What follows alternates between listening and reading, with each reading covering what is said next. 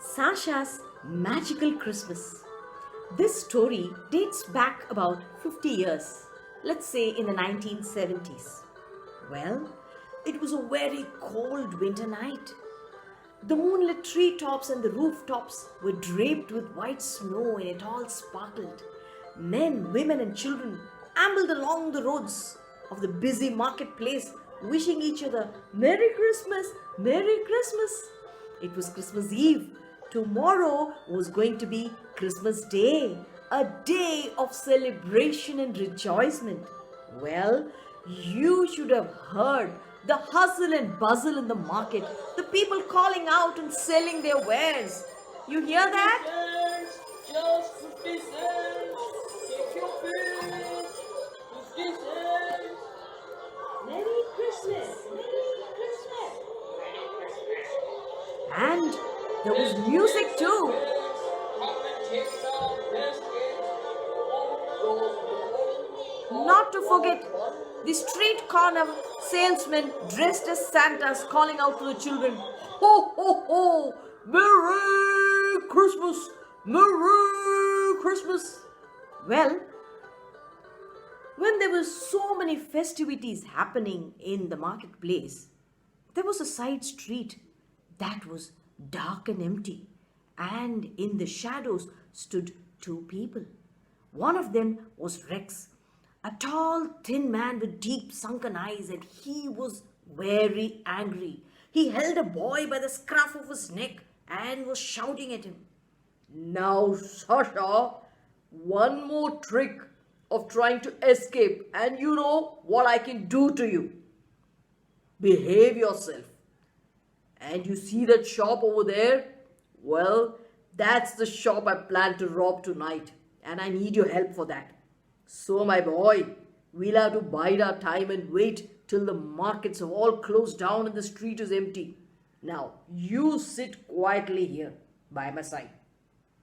You behave yourself and you'll come to no harm. You know me, don't you? Poor Sasha. He wiped his tears. How he wished he could be with his mother and his baby sister on this beautiful Christmas Eve. But Rex wouldn't let him.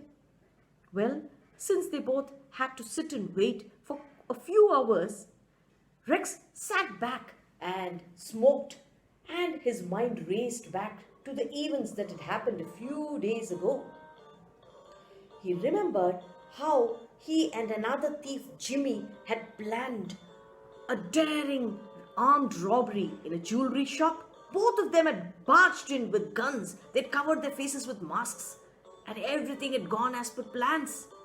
The jewelers had given away all the jewels, and they're just about to exit when someone had pressed the alarm button and the police arrived. Rex had been smart enough to rush out, and he escaped by the skin of his teeth. He ran towards the railway tracks and jumped onto a moving goods train, and it took him to another town. But Jimmy was not that lucky. He got caught. Rex had arrived in another town the next morning. But as he stood in the busy railway platform, his mind raced back to Jimmy. Well, Rex was well covered. He'd not be recognized at all because he'd covered his face. But what about Jimmy? What if Jimmy gave him away? If Jimmy ratted out, then the police would be after Rex. Rex didn't want that. How could he stop Jimmy from ratting out on him? As he thought, his eyes fell upon a boy, a 9-year-old boy, running errands for the people who got off the trains. He observed the boy keenly. He seemed to be a very smart and hard-working boy. He ran to the passengers who got off the train, smiled at them charmingly and said, Welcome to our town, madam. My lady, allow me to carry your luggage up to the taxi stand. You need not pay me if you don't like my services. And most of the people hired this little coolie. Rex was impressed, and Rex also observed that the boy carried himself with great dignity. And suddenly an idea flashed through his mind. Rex decided that he would call the boy aside and quiz him. Hey boy, come here. What's your name? My name is Sasha. Well, Sasha, You work all day, but you hardly make $1 or two. But how would you like to make $10 with a single job, boy? Sasha was mighty excited. He said, "Yes, of course. I'll work very hard, sir." "Well, then, come with me," said Rex, and took him along. They boarded the next train that went towards another town, Ashwell. That was the very town where Rex had carried out this daring robbery. And in the train, Rex quizzed Sasha about his family and came to know that Sasha's father was in prison, his mother was very unwell to go to work, and it was only Sasha who was the breadwinner of the family. Well, Rex noted all these points. Soon they reached Ashwell, and as soon as they got down, Rex pulled his hat low so that he wouldn't be seen by anybody, and he and Sasha walked through several streets and reached a secluded spot of the town. And then Rex explained to Sasha, "Now, boy, you see that building there? That's the temporary prison where they keep all the petty thieves. Now, I need you to go there, meet with the prison warden, and tell him that you are there to meet Jimmy Dwight. You got the name? Jimmy Dwight. Tell him that you're Jimmy Dwight's son and that you want to inform him that your mother died last week. That's the job. You can do that too, can't you?" But my father's name is not Jimmy and my mother's not dead. She's alive. Now, boy. Trying to get smart, are we? Listen, boy, and listen up. You will do just as I ask you to. I'm paying you $10 for the job and you might as well do it well. Now, you will tell exactly what I asked you to tell the policeman and nothing more. There's a main thing here. This is a secret message that I want you to pass on to Jimmy. As soon as the policeman takes you to see Jimmy, you will secretly pass this on to him. This is the task. You do it well and I pay you $10. You mess up and you will never meet your mother or your baby sister. You understand? Sasha was terrified. He didn't know what to do. He had no choice but to carry out these instructions. But then he thought, how would he recognize Jimmy? So he asked, "How will I know who's Jimmy? There'll be so many prisoners." Rex was very impressed by Sasha's presence of mind and a good question. Good question, my boy. Jimmy's easy to recognize. He's short, he's stout, he's bald, and he limps. Here, take this paper and get on with the job. Poor Sasha. With a pounding heart, he raced towards the building. As soon as he turned the corner, he was curious to know what the paper contained. He unfurled the paper and read it. It was a threatening note that Rex had written to Jimmy. It said, "Jimmy, if you dare to breathe a word about me to the police, you won't have a family to return to, nor will you be alive." And it was signed Rex. Sasha tucked the paper back into his pocket and said a little prayer as he climbed the steps to meet the prison warden. He presented himself in front of the warden and said, "Sir." The warden was surprised to see a boy that late in the night. "Who are you, boy, and why are you here?" he asked. "Sir, I want to meet with Jimmy Dwight. He's my father. I want to tell him that my mother died last week." "What? Where do you come from? What do you do? What's your name?" Sasha had to think quickly on his feet and he said, "I'm Sammy Dwight and I live in a village nearby and I work as a farmhand. Please let me see Jimmy Dwight and tell him that my mother died." The policeman took pity on the small boy and said, "Come on, boy, stop crying. Come, follow me." And they went down a flight of steps. It was a dark corridor and there was a huge cell. It had a door made of bars. And then the policeman hollered out, "Jimmy Dwight, come forward. Your son is here to meet you." And then from the dark recesses of the cell walked a man with a limp. He was short, stout, and was bald. So Sasha knew that that must be Jimmy. Now was the time that he must play his trick. Sasha looked back to see that the prison warden was standing behind him. He slowly inched forward and deftly removed the little paper from his pocket. He tucked it between his thumb and his forefinger. He went on to hold the bars of the prison door and said, "Father, mother died last week. Uncle Rex Uncle Rex sent me to tell you this. So saying, he dropped the paper deftly, which fell into the cell. And then Sasha looked down at the paper and back at Jimmy twice to indicate that Jimmy must pick the paper up. And swiftly, Sasha turned and said, I'm so sorry, sir. It was so dark that I thought he was my father, but this isn't my father. The policeman was both ruffled, angry, and confused. He said, Run along, boy, wasting all my time. and so Sasha ran as fast as his legs carried him, and he reached Rex and informed him of all that had transpired. Rex was very impressed with what he heard, and he instantly decided that this would be the boy that he would hire. Oh! That was when Rex realized that he had all this time been thinking about the events that had happened last week. He looked at the watch. It was already 10 o'clock. Oh, it was time to carry out his plan. Hey, Sasha, come on here. He unbuttoned his coat, asked Sasha to stand close to him. He buttoned up his coat, and now Sasha was hidden within his coat. Nobody could tell. And Rex began to walk towards the shop. He opened the shop door and entered it.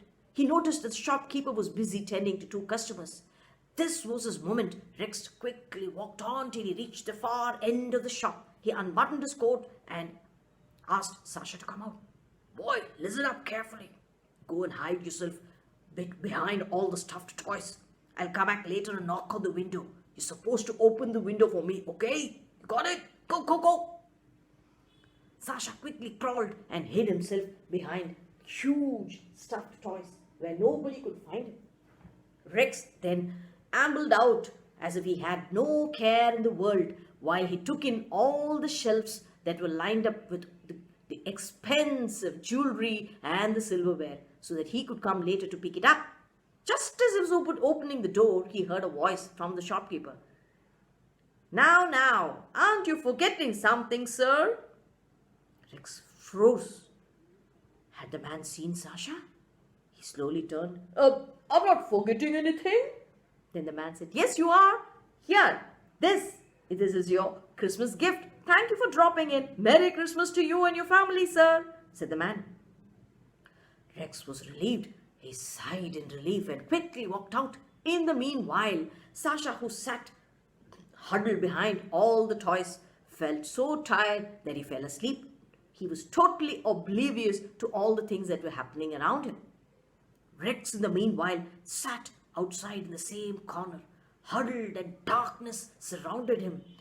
He waited patiently for it to empty, the streets to empty, and all the shops to close. It was pitch dark and terribly cold.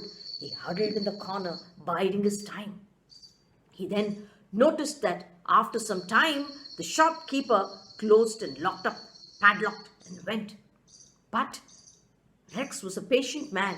He knew not to hurry. There were still people on the streets. He wanted to be doubly sure that the entire street was empty.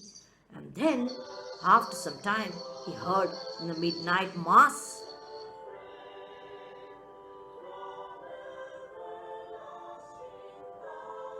It was already midnight, and so he knew that after some time he could go, but he still had to wait. In the meanwhile, Sasha, who was fast asleep inside the shop, felt a tug on his sleeve. He continued to sleep, but he felt another tug, and he awoke.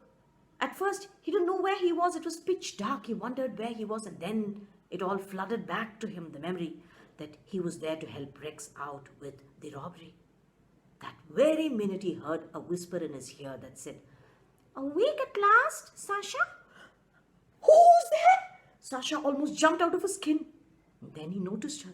She was a small little girl, just this big. She had wings, and wherever she flew, she scattered golden dust. She held a wand in her hand. She was a fairy, and she touched a toy, and the entire room filled with light.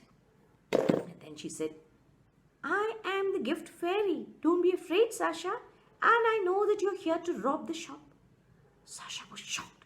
She knew his name and she knew of Rex's plan. He hung his head down in shame and said, I'm not a thief. I would never steal. But Rex threatens to kill my mother and my sister. What can I do? Now, there, said the fairy. But at that very precise minute, they heard a rap-a-tat, rat-a-tat on the window. Sasha was sure that was Rex. The fairy immediately swished her wand and the room went back into darkness and she hid herself. Sasha floundered in the dark till he reached the window and he struggled and at last got the bolt open. And in squeezed Rex, who was a thin man. As soon as he got in, he shut the window and started to grope his way towards the front of the shop, where he found a candle and lit it up.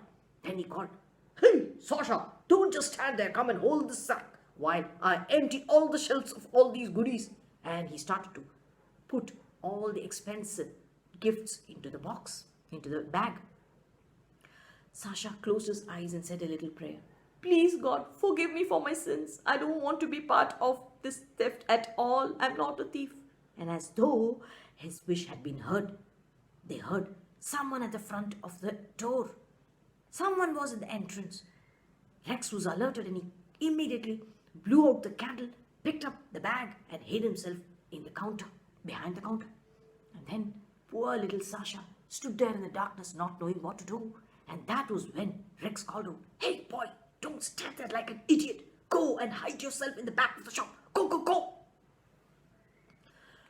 Poor Sasha. He started to grope and flounder in the dark and he didn't know where he was going and he banged against his shelf. And the entire crockery shelf fell down and that very minute the front door of the shop opened and somebody switched on the lights and they heard, "Who's there? This is the police. Show yourself." Sasha continued to rush towards the end of the shop where it was dimly lit. He found in the corner several boxes, cardboard cartons stacked, some big, some small. He dived into one of them and hid there, sat there shivering. But he could hear every word that was being spoken. He first heard a dog growl and bark. And then he heard Rex, "Get the dog off! Get the dog off! I surrender!" Now, yeah, I'm going to shoot you if you don't tell me how you got into the shop. Are you alone? Tell! The police has surrounded the shop. That was an angry policeman. Then he heard Rex say, Don't shoot! Don't shoot! There's a boy inside the shop. He's hiding in the back." and then Sasha could clearly hear people walking towards him. It was the policeman and the shopkeeper. Sasha Shivered in fright, sitting inside the box. He prayed, oh God, I shouldn't be found. I shouldn't be found. And then he could hear them turn the shop upside down, looking at every nook and cranny.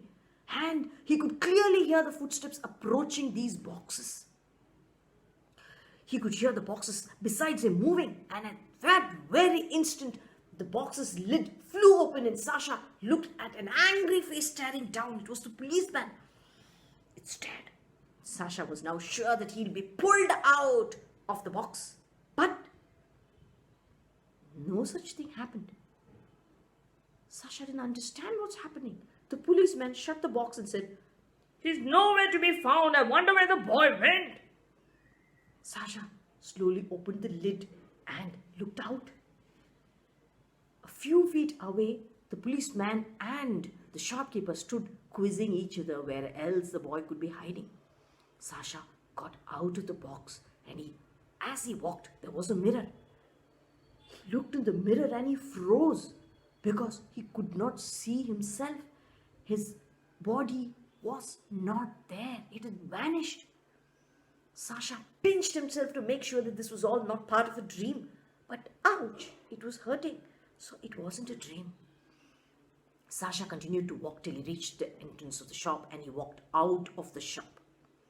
And as he walked, he felt miserable at his fate. Now, he thought, I can't see myself. I'm sure nobody can see me. Now, what am I going to do? What will I say my mother? As he thought these thoughts, he felt somebody sit on his shoulder. It was the wish fairy and she whispered, "Don't you worry, Sasha.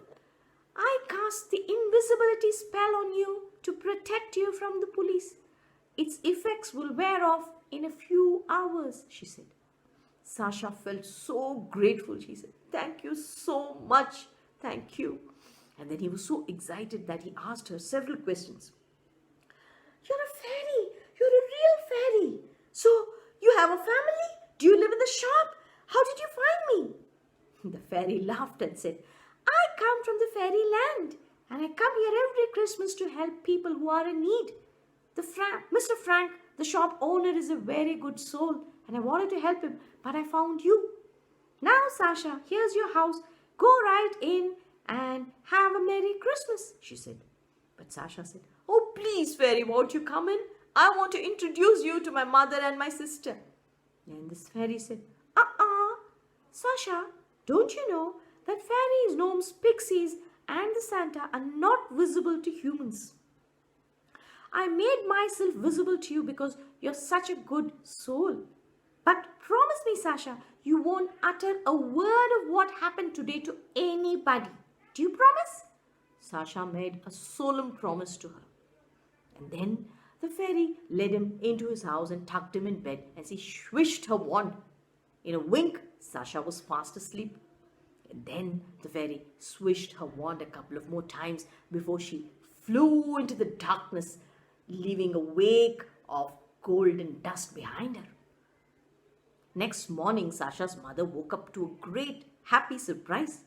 There was a big Christmas tree, well decorated, and lots of gifts around. And then the kitchen larder was full of food that would last them for months. Not to mention the big Christmas cake.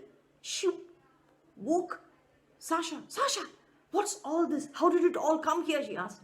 Sasha couldn't tell her the truth. So he said, Mother, a very generous lady, a kind-hearted lady, gifted us all this for Christmas. While he smiled to himself, thinking of all the adventures that he had just had a few hours ago. Well, that was the best Christmas that Sasha and his family had had. I hope you enjoyed this story. This was a story that I wrote for you. Thank you.